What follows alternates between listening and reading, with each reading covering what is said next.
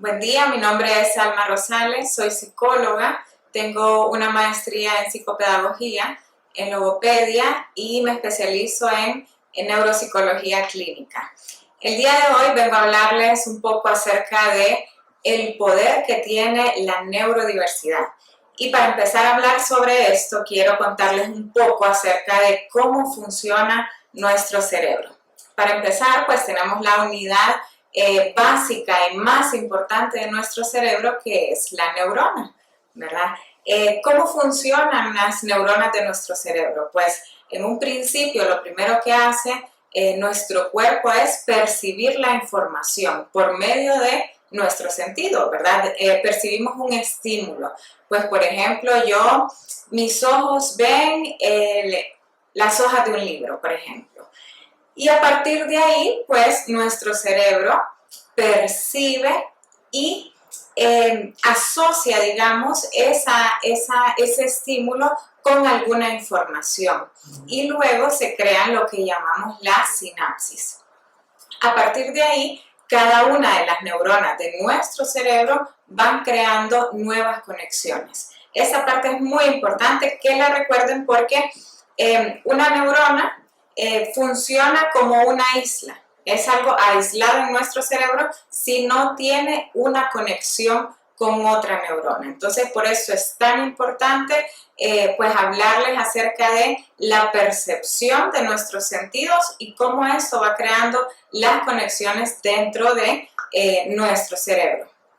Ahora, no todos percibimos la información de una forma igual. Si bien es cierto, pues yo puedo mostrar un libro y va a ser el mismo libro, pero yo lo puedo percibir de una manera y usted lo puede percibir de otra manera. Entonces, aquí nos vamos adentrando un poco a lo que es el término neurodiversidad. ¿Por qué? Porque cada ser humano percibe esa información de una forma diferente. Y aquí es cuando hablamos que hay variaciones neurológicas, o sea, variaciones en el sistema neurológico. Cada individuo percibe los estímulos de forma diferente y esto es lo que nos da una diversidad en las características humanas. Por lo tanto, podemos decir que esto es lo que impide que un niño pueda aprender, digamos, de una forma tradicional. Por eso hablamos de que no todos los niños aprenden de forma igual, porque tenemos estas diferencias a nivel neurológico. La socióloga australiana Judy Singer fue la que introdujo este término neurodiversidad. Y bueno, esto para hablarles un poco sobre la introducción. Ahora, ¿a qué nos referimos exactamente? ¿Qué situaciones nosotros podemos detectar una diferencia? Las teorías nos hablan acerca de trastornos del neurodesarrollo. Y aquí pues yo hago hincapié en algo que no me gusta llamar trastorno, sino que me gusta llamarle una diferencia en el neurodesarrollo. ¿Por qué? Porque no es un problema, simplemente es algo que funciona de manera diferente. Cada una de estas diferencias ha sido, digamos, estigmatizada de esta manera porque estamos regidos por una cultura cuadrada, por una cultura que exige unas ciertas normas, unos ciertos parámetros, y digamos que cuando hay una diferencia que se sale de estas normas, entonces lo hemos etiquetado como un trastorno. Sin embargo, pues como les decía, me gusta más llamarlo una diferencia en el neurodesarrollo.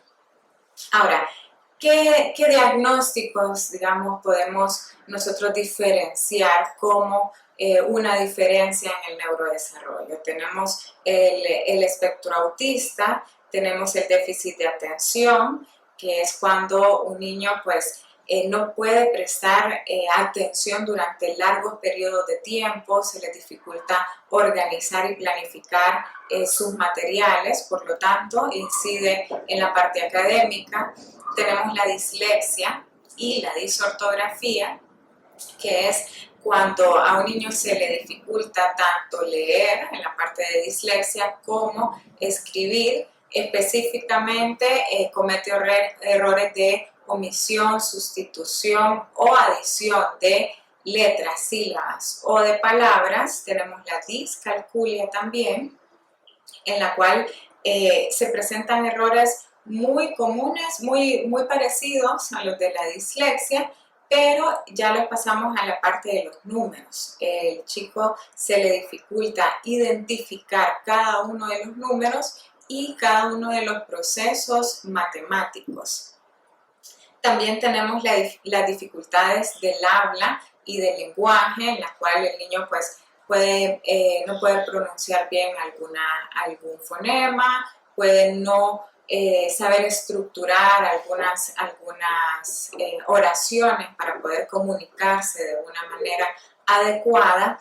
Y tenemos el déficit intelectual, en el que vemos pues que su cociente intelectual está por debajo de, digamos, lo normal. Entonces, esto para enmarcar un poco esas diferencias del aprendizaje.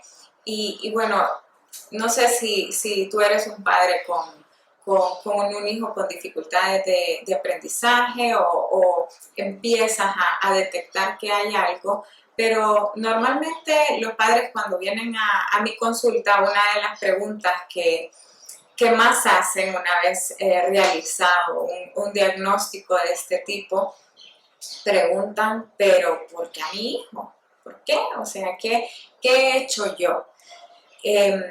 Y les quiero dar una explicación primero de manera científica. Pues nos dice la ciencia que uno de los factores puede ser el factor genético. Un 40% de los padres, de los niños que tienen alguna diferencia en el aprendizaje o en el neurodesarrollo, también han presentado alguna diferencia en el neurodesarrollo.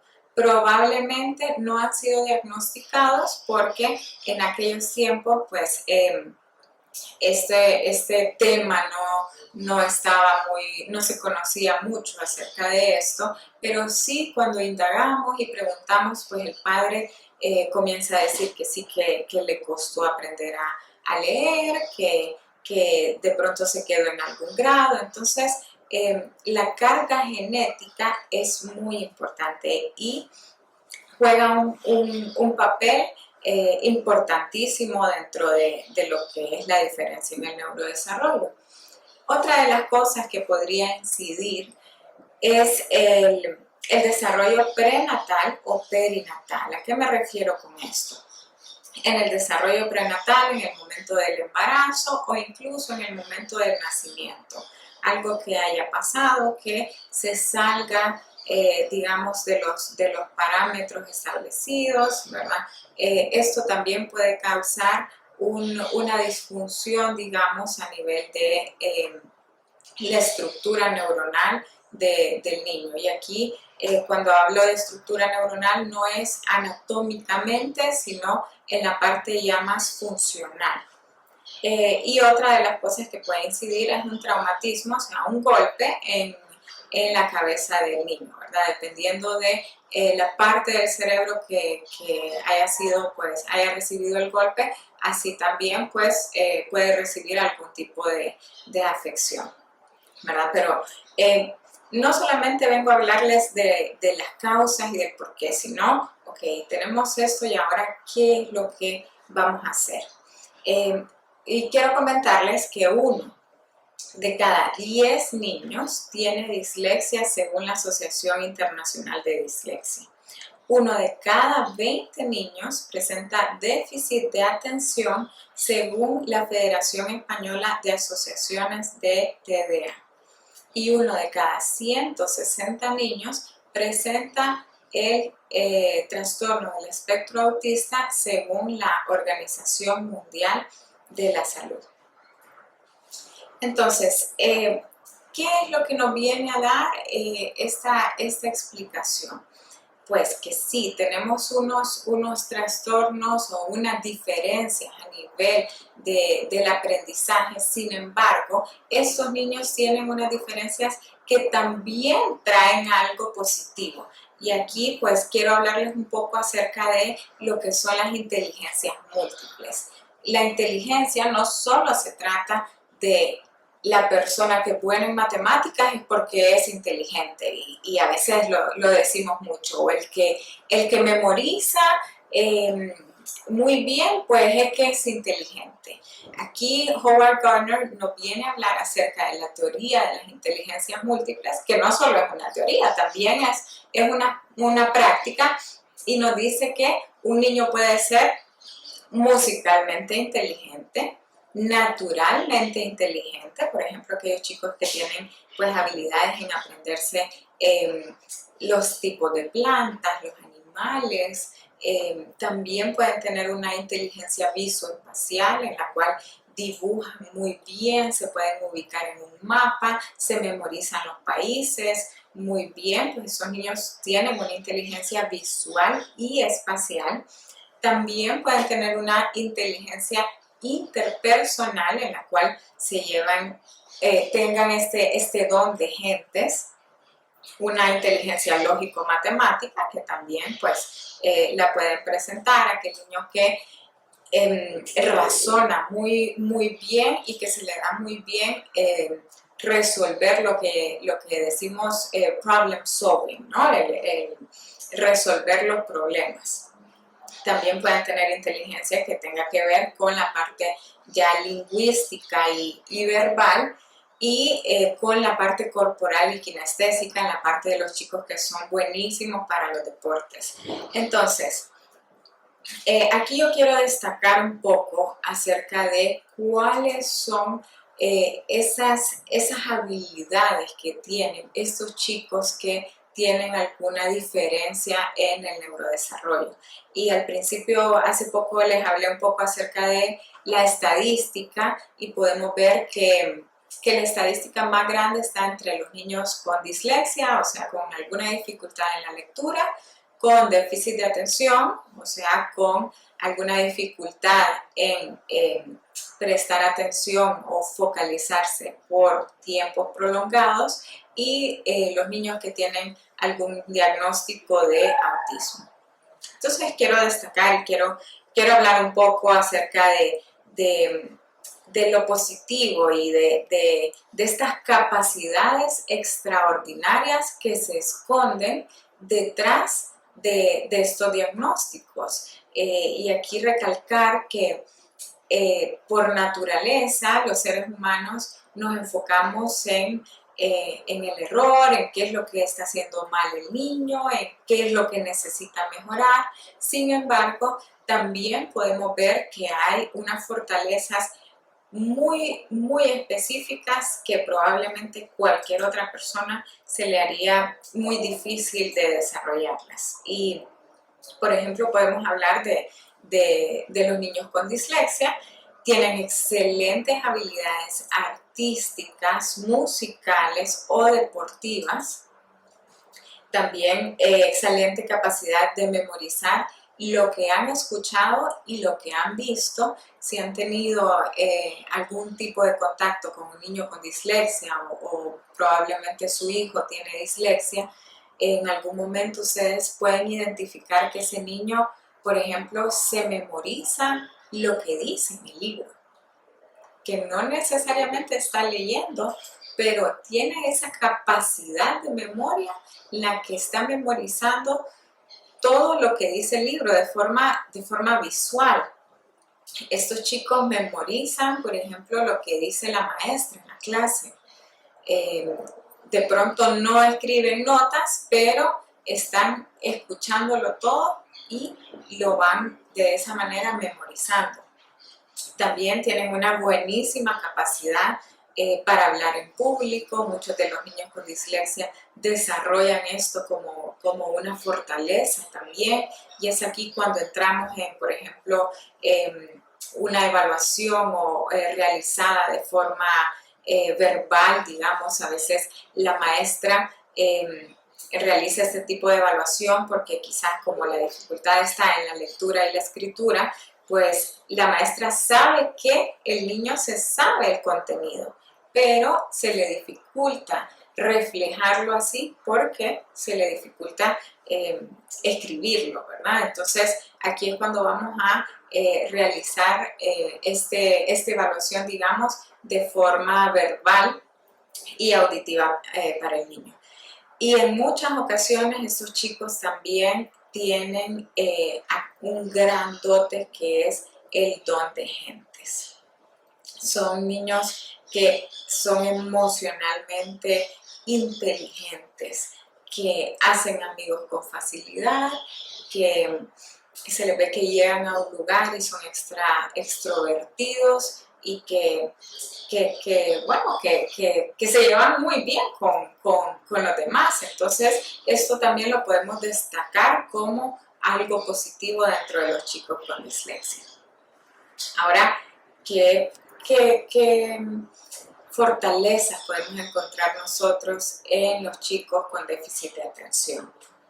Son grandes generadores de ideas. Son niños que son muy, muy creativos, que se les da una hoja de papel y unas pinturas y que pueden construir un barco con eso y usar su imaginación para que el barco navegue sobre las aguas del Atlántico. O sea, son niños que son sumamente creativos.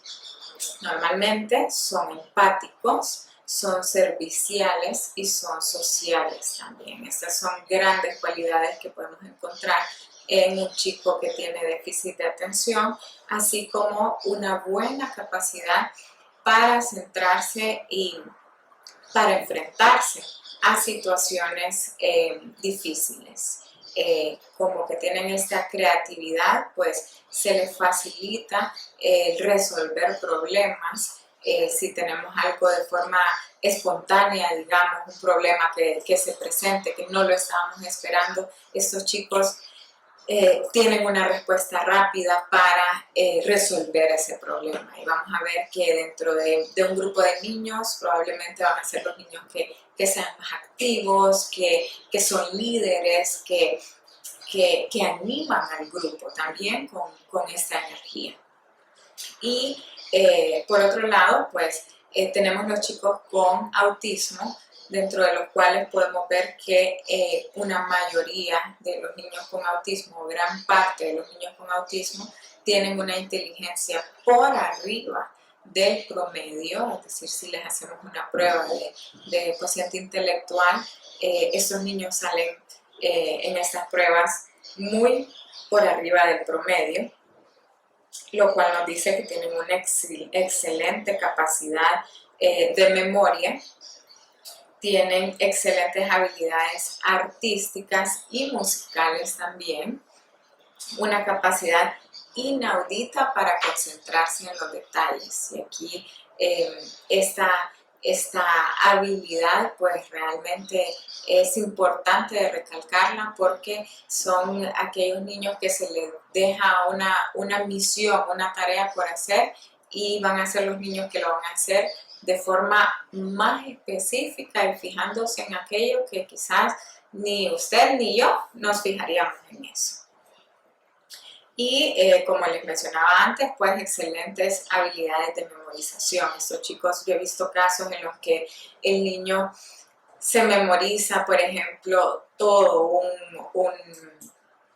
un speech de unos muñequitos, por ejemplo, se memoriza el diálogo de toda una película, y esto realmente pues es impresionante. Son los primeros que se aprenden las tablas de multiplicar, los primeros que se aprenden los nombres de las formas, los colores. Entonces aquí es donde nosotros podemos decir realmente no todo es negativo, y si nosotros nos enfocamos en aquellas cosas positivas que tiene ese niño con alguna diferencia en su neurodesarrollo, vamos a realmente ver cuál es el potencial de este chico.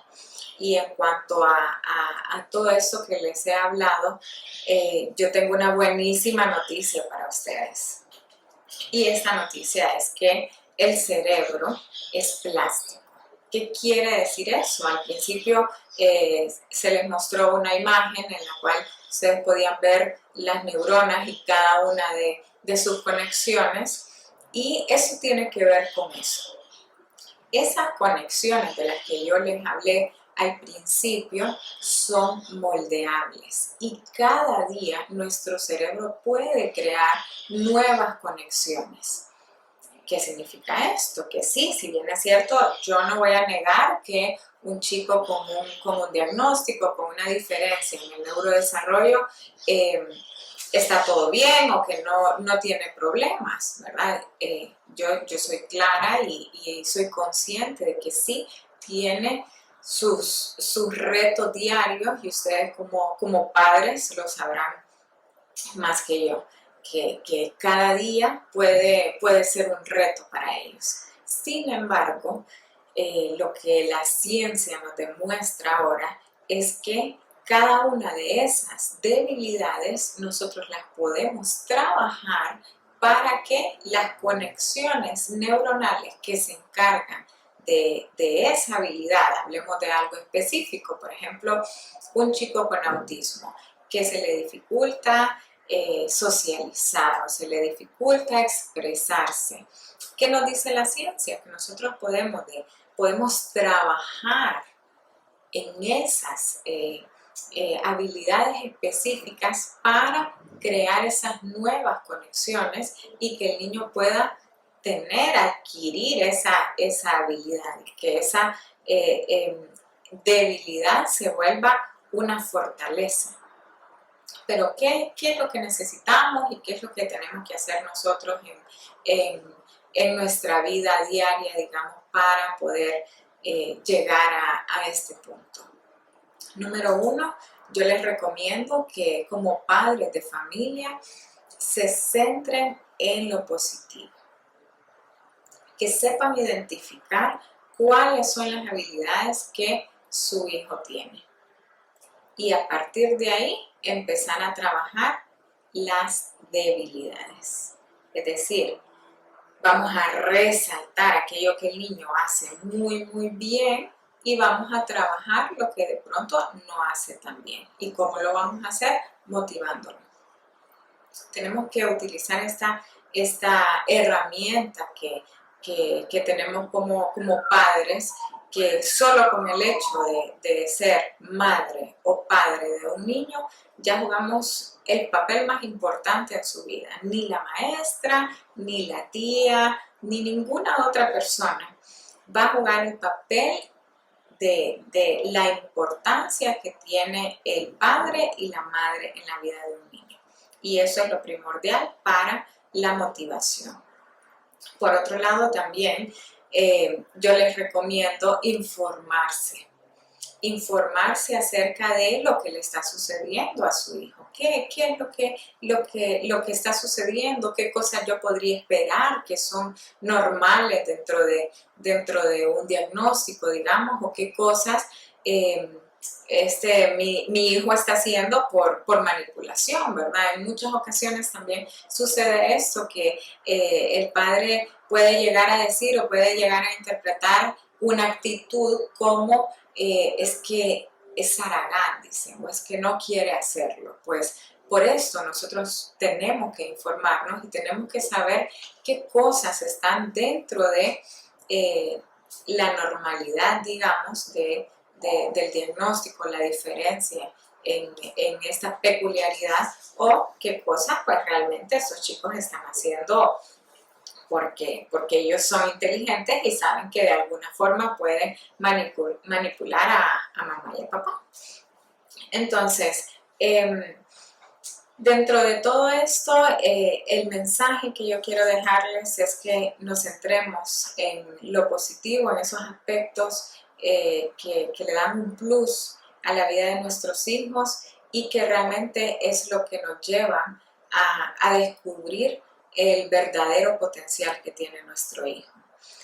si no llegamos a conocerles, si no llegamos a identificar estas particularidades que tienen nuestros hijos, se nos va a hacer muy difícil apoyarles, ayudarles y motivarlos. Se nos va a hacer, es que casi imposible.